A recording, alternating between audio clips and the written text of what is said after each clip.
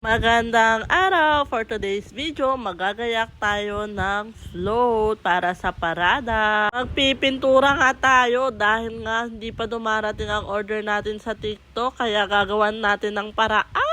Kaya for the go kami magpintura ngayong gabi kasi itong mga nabili ko na lang dito sa amin ay may mga kulay. Kaya need natin pinturahan ng puti para maging mukhang pearl. Kaya nadoblehan din nga ang ating gastos para dito. At syempre, di magpapahuli itong aking dalawang unaki sa kalikutan at kakulitan sa ginagawa naming mag-asawa.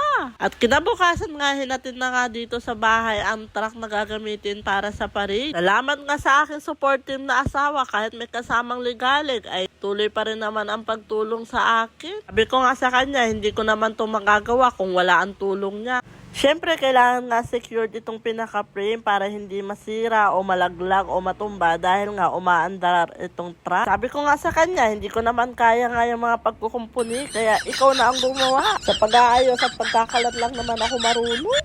Buti na lang humabol ng dating itong mga in-order ko sa online. Dahil kinulang pa rin nga yung mga binili kong mga balls dito sa amin. Akala ko talaga mga 200 pieces okay na, pero ang mga nagamit ko yata ay mga almost 500 pieces na ball. Kaya maraming thank you sa aking client na nagtiwala sa akin na magpaayos para sa float ng kanyang anak. Hindi man ito bongga sa paningin ng iba, pero para sa akin na nagsisimula pa lang, malaking achievement na ito na meron ng tiwala sa kakayahan mo na kaya mo at kakayanin ko.